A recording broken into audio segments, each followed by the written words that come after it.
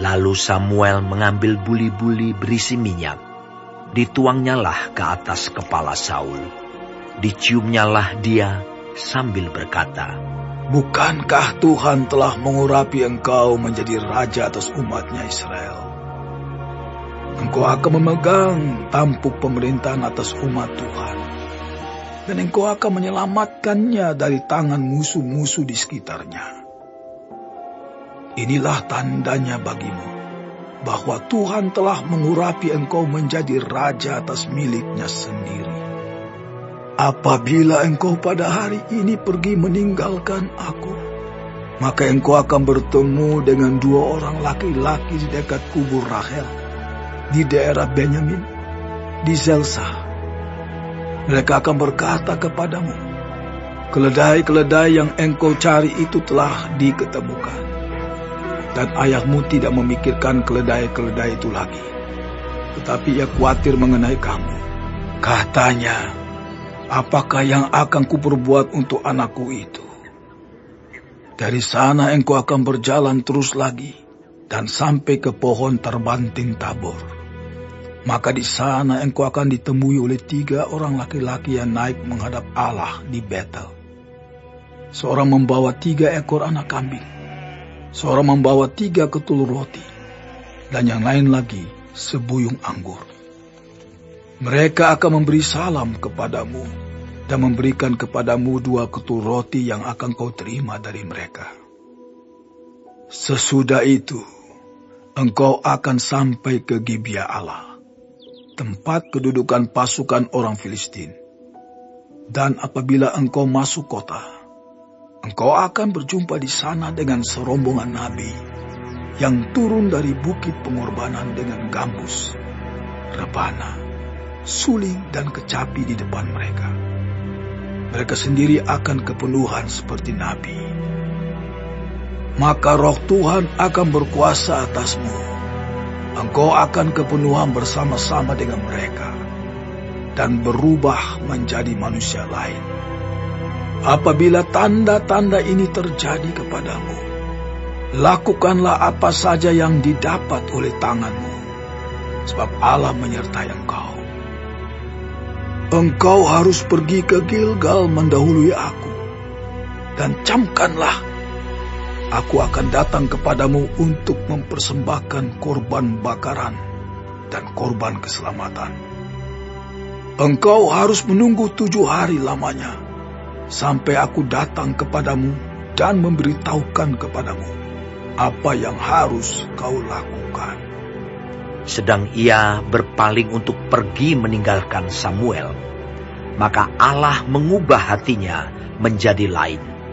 Dan segala tanda-tanda yang tersebut itu terjadi pada hari itu juga. Ketika mereka sampai di Gibea dari sana, maka bertemulah ia dengan serombongan nabi.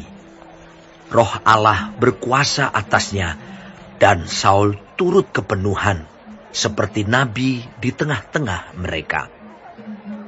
Dan semua orang yang mengenalnya dari dahulu melihat dengan heran bahwa ia bernubuat bersama-sama dengan nabi-nabi itu.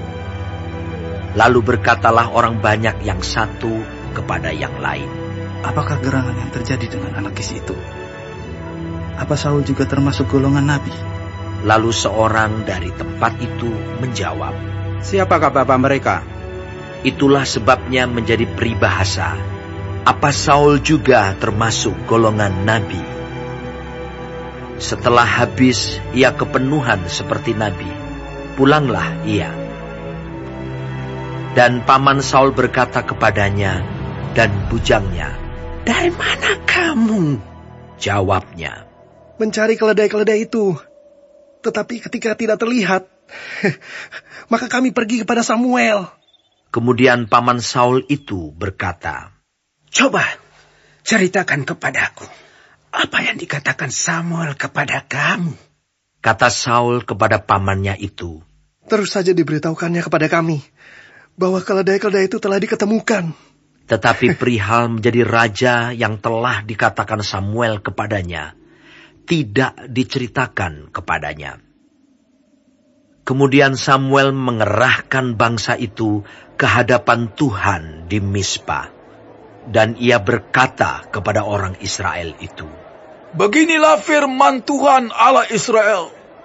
Aku telah menuntun orang Israel keluar dari Mesir, dan telah melepaskan kamu dari tangan orang Mesir, dan dari tangan segala kerajaan yang menindas kamu.